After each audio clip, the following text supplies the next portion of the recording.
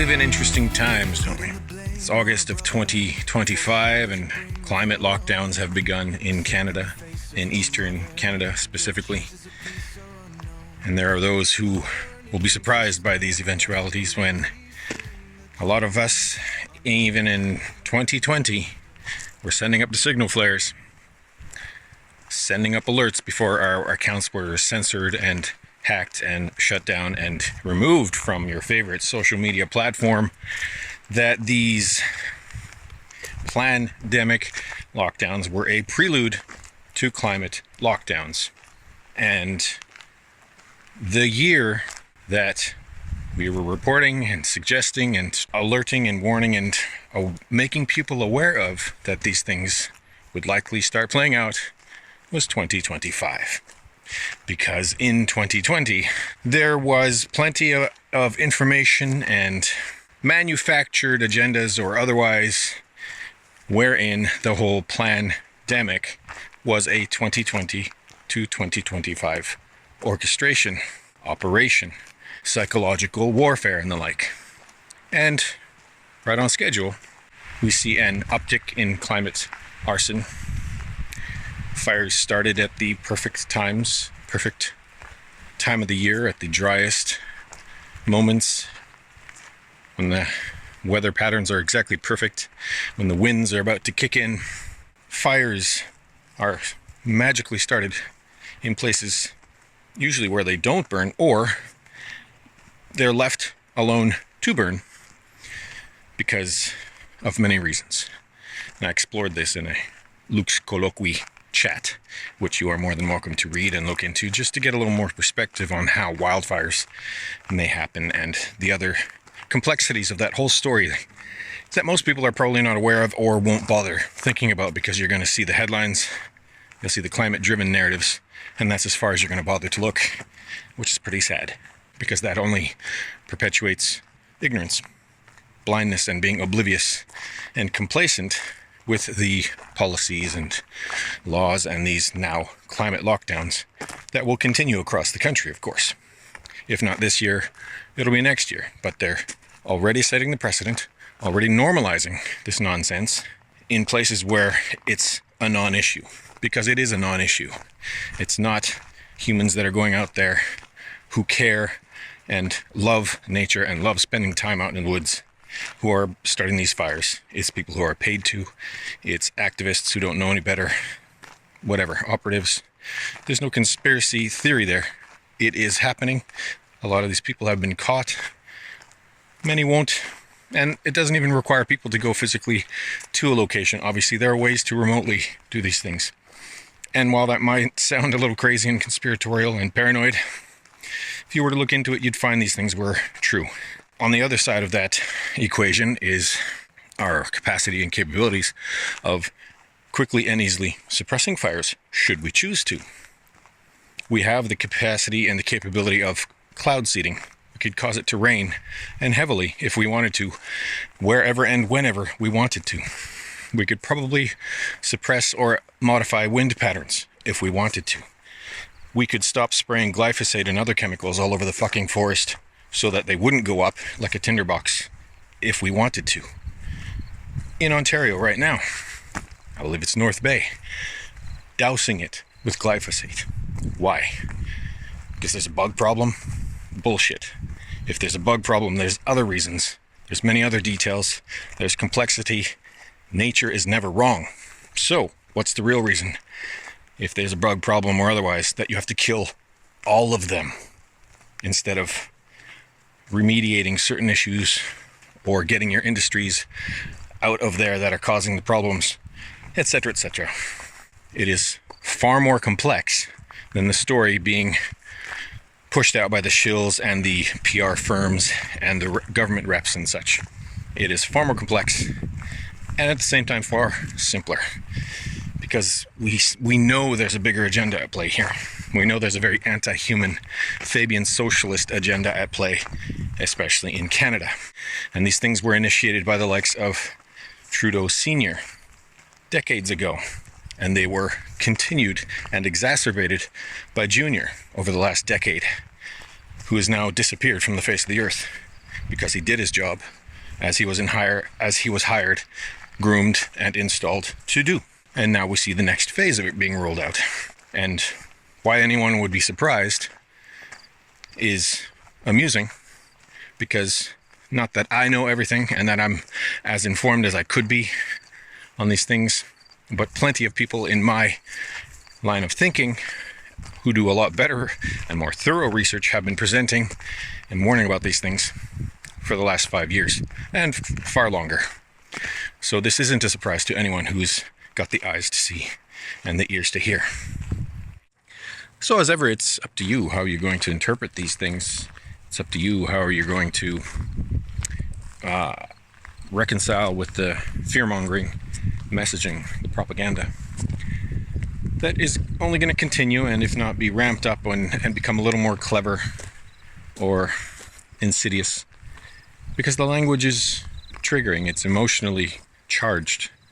It will affect you unconsciously first, and it will ultimately affect your behavior and how you live your life in this particular realm, in this particular go-round. And that's all by design. There's no accident to it. So all you can really do, if you're wanting to, is to become aware of it, to educate yourself about it a little bit so that you can dispel that fear, understand it for what it is, put it in its proper place, and don't be reactive. Don't buy into the headlines. Don't swallow the nonsensical climate-driven propagandistic messages and the like. Don't buy into the need of these climate lockdowns, because it's all a farce. It's all about suppressing your human freedoms, all about limiting your access to nature.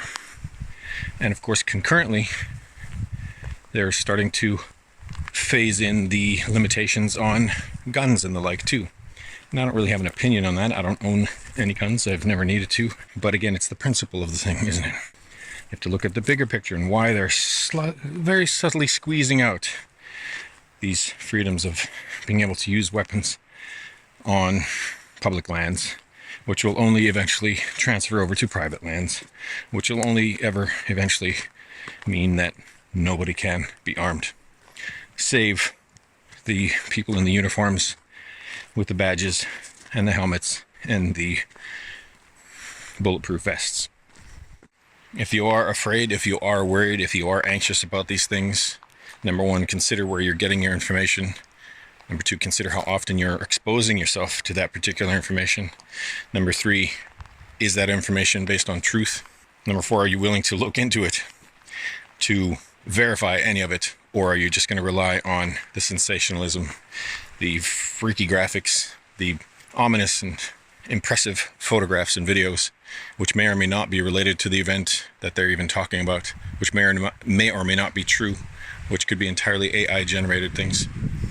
Are you going to bother looking beyond that facade, beyond that veil, beyond that presentation for what is real and true? Or are you just going to buy it, or just keep your head down and, well, that's not anything I can do about, so I'm just going to go about my thing, get back to my routine, and it is what it is. I can't do anything about that.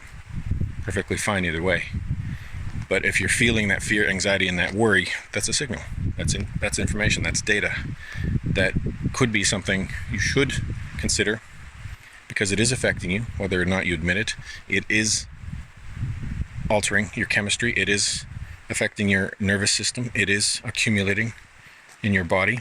It is affecting your heart's process and how you're able to express yourself and live in this world and into your life story.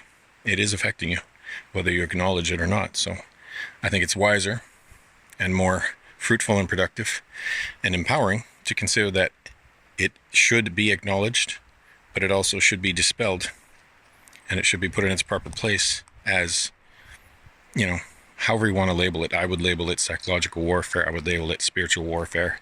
I would label it, disinformation, misinformation, that which is unnatural, synthetic, inorganic, disingenuous, right? It's everything opposite to what we are naturally. So choose for yourself how you want to play with that particular idea, that particular script,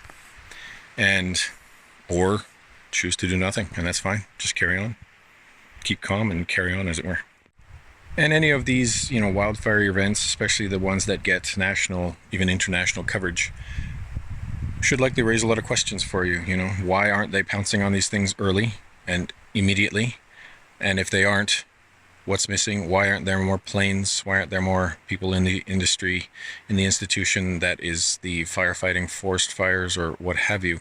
Why are the resources always lacking, even though they seem to have billion-dollar budgets, especially in British Columbia? I'm not sure what they are, but it's got to be exorbitant, and you'd figure that they need to use up these budgets every year or they won't get renewed. I'm not sure how that whole political and philosophical and corporate or other institutional system works exactly, but it all comes down to money in the end. Money, control, whether it's the forest resources or what's under the ground around those forests, or what's happening in the development around the cities and such, where they want to expand their boundaries, where they want to, reshape the landscape, as it were. There's many reasons for these fires to happen, and there's many reasons for them to be initiated and ignited by specific factions and interests and agendas.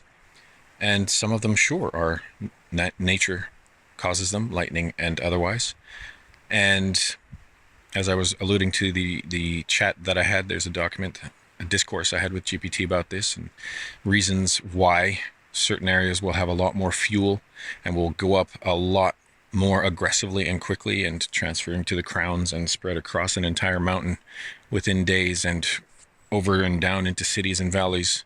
There's a reason why certain fires will spread a lot more and have a lot more fuel to burn. And some of those things can be politically, institutionally, financially motivated. And they can be decades and generations old, some of these issues, if the forests haven't been managed properly, especially around developed areas, around cities and such. It's a lot more complex than we're generally aware of in the public. And there's a lot more to it generally, unless you work behind the scenes and perhaps in the fire fighting community. And even then, these things are compartmentalized, and you may not be privy to pertinent information as to the political motivations, fiscal or otherwise, that may be involved. Because in the end, it's all money, resources, ownership, control, right? The fact that houses and such might be burned down and you might lose your valuables is not their top priority ever. And that's not a cynical thing, that's simply fact. So whether or not you have insurance and the like, you have to think about what's important to you, and should these emergencies come to pass and you have to evacuate and such, consider very carefully what you're going to do after the fact and what you can protect and take with you. I was in the Okanagan in 2023 when the Grouse Complex event happened, and I saw how quickly that moved into residential areas. But I also saw a day or two previous when the fire was nothing. It was calm. You could see up in the mountains. There was a little puff of smoke, and I thought out loud to myself, well, I hope they jump on that right away and put it out immediately, because odds are, it's that time of year when the weather can change quickly and it can get extremely hot and very windy. And wouldn't you know, that's exactly what happened within 2 days. And then it exploded clear across the mountaintops and right down into West Kelowna and beyond. And, we all know the rest. And that fire, the cause, is still under investigation a couple of years after the fact. And that'll be a permanent thing, right? There's things they're not going to disclose about that. And it would be extremely volatile, and the backlash could be severe, and may have been. I don't know, I haven't looked into it. I'm not going to, because there's so many of these things that are ongoing. There's just simply no way to keep up with all of it, and there's simply no way to get to the bottom of all of it, because we're never going to be able to talk to specific people that made certain decisions. We're never going to be able to really investigate it. Nobody in the journalistic community is going to bother, because there's another event and another event, and that's how the game is played, right? You can never catch up and never really catch your breath, because the next eventuality, emergency situation has already shown itself and has already started playing out. So these things just get lost and memory hold into history, as many things do, and then they get rewritten as a little footnote. They get referred to and linked to and such in stories about these, these massive events, and a couple of choice phrases and words about them of course, leaning heavily under the umbrella of the climate-driven agenda, climate change and the like, and other complete, fictitious, nonsensical storylines. That's just how that system works. And obviously, this particular agenda isn't playing out only in Canada. Canada just happens to be one of the test beds, one of these experimental sort of playgrounds for the powers that be and whoever's engaging in these sort of mind games and psychological warfares and such. Agenda 2030, if you want to call it that, whether it is something specific to these things. I mean, there's no limit to these games, and there are no boundaries or borders, because Australia is another country where a lot of this played out, especially in 2020, which it was, the battlefront, as it were, for a lot of these new and extreme policies and mandates and the like, and the extreme trauma that they foisted upon and put their population through was disturbing, to say the least. And all of these things rippled out into all the nations of Western Empire, essentially, right?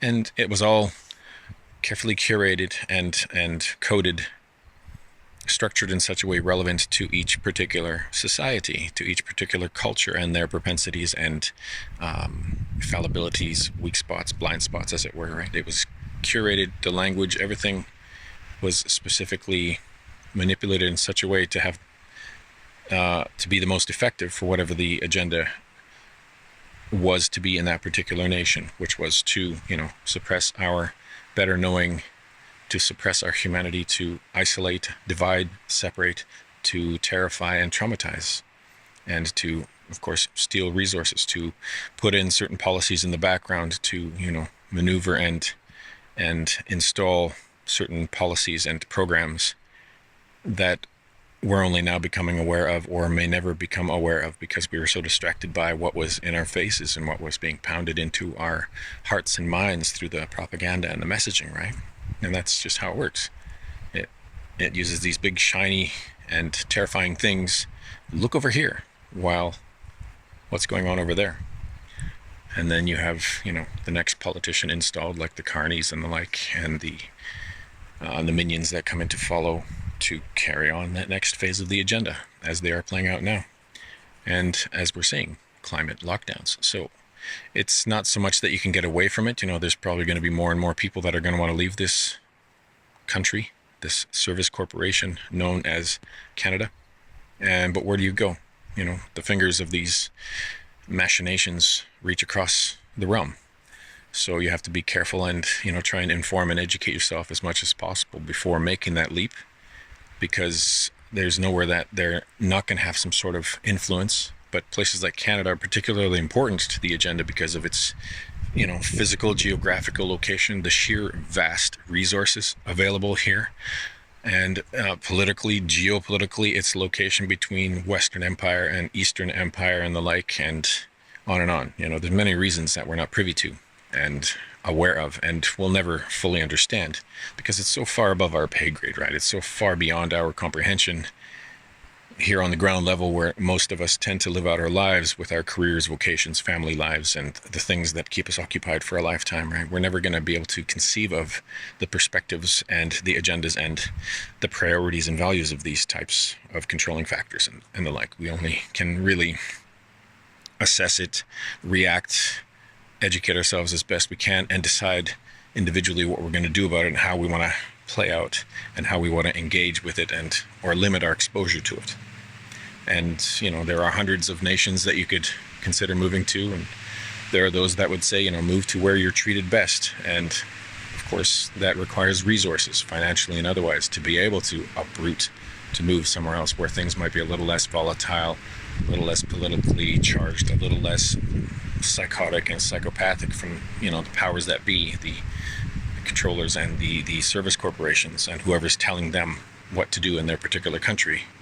So these days we do have access to more information and data and such, but it's also more difficult to find true and real information, because history is revised and made up and manufactured and redacted and censored in real time, right? And that's one of the most useful things with the internet and AI, is to be able to control and capture those narratives instantly.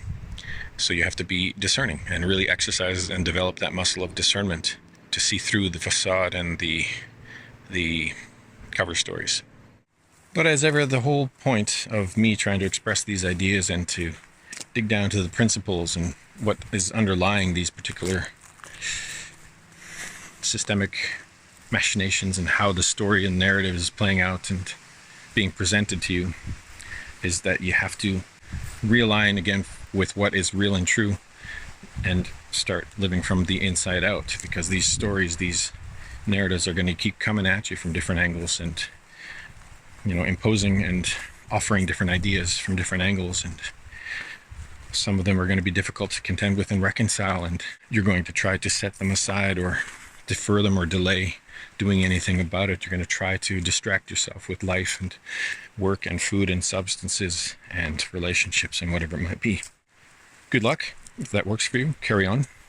But if you're ready for, you know, a paradigm shift, if you're ready to try something a little differently, if you're ready to align with a greater, a more empowered expression of yourself and engaging with that creative spark that is immortal and that exists within you, start just living in a different way and being a little more conscious about your thoughts, a little more aware about how you're going about your everyday, your routines and your patterns. Start catching yourself when you keep falling into those same repetitive things, catching yourself when you're reacting to these frightening headlines and images and the like, and just look beyond those shiny pictures and bold letters. Dig a little deeper into it. It doesn't take long to pick up on certain patterns, right? And I tried to lay that out in that chat as well, just to give, you know, the first couple of steps as to how to put these things, how to analyze and interrogate these stories and ideas to dispel the fear and the worry, and to, again, scale it down to a more logical, rational perspective, because this isn't a worldwide thing that the whole planet is on fire. There's a lot of damage, there's a lot of arson being involved, there's a lot of resource movement, there's a lot of things you're not going to hear about unless you start digging into it. There's a lot of, you know, natural disaster type things being initiated and perpetuated on the planet. But that's nothing new, right? I was alluding to that earlier. Those who have the resources and the means with which to manipulate the world in such a way, what are you going to do about that? Bring it down, bring it home, bring it back into the personal, the individual. Let them do what they're going to do. You can't do anything about that. Nobody has ever been able to do anything about that. Your power is from within. Your power is in you, for you, your family, your friends, your community, to do in that small little circle the best, to the best of your abilities, what you can do. And that's really all you can do. Embrace that, engage with that, empower yourself with that, and take back that power, that's those ideas, those fragments and aspects of you that they're being pulled out into all these storylines and constantly worrying about this, that, and the other thing. That's just dissociating you from your heart center and from being able to work and utilize all your faculties, because it's constantly being pulled in 100 different directions. Wildfires, whatever it is, flooding, whatever the, you know, alleged emergency situation, whatever they're setting off alarms about this week, is very likely, by and large, untrue, fabricated, or otherwise manufactured. And once you start to see these patterns, once you are able to discern with practice just the nature of how this type of storytelling work, how this type of sapping your power and energy and psychological and emotional reserves happens, you'll be able to reclaim that energy, reclaim that power, reclaim that presence, and repurpose it to your own goals and agendas and things that you actually want to do with this one short life. Because they're going to keep giving you offers. They're going to keep offering you things that you will consciously or unconsciously consent to. They're going to keep offering you contracts and ideas, agreements, and if you're not paying attention, you will unwittingly give your energy to it and agree to it. And as we know, there are no victims here, only volunteers. So what are you volunteering for? What aren't you paying attention to when they keep hitting you with certain messaging, with certain ideas, with certain imagery, with certain, reactive sort of presentations? What are you agreeing to you should probably pay a little more attention to, so to dispel it, so to catch yourself from falling into another trick or a trap. And it doesn't have to be anything big. It can be little things, the slow poison drip that can lead you down the wrong path over a day, a week, a year, a decade. And you can correct that course, right your ship at any time, at any point along that path, and just realign with your own internal compass, with your own truth. So reclaim that, look at the headlines, see what they're offering, and choose. Yes, no. Choose. Real. Should I look into this? Should I find out if any of this is true? Does it even matter? And just care for your energy supply a little more consciously and be a little more aware. Just care for yourself in a massive way so that it isn't constantly being magnetized and sucked away and vacuumed up by that endless void that completely relies on us for its own sustenance, right? Whatever you want to call it, the spiritual adversary, the dark side, the machine, the system, the simulation, the construct, whatever you want to call it, it doesn't matter, because you'll find your own verbiage and language for it and way to discern and decode it.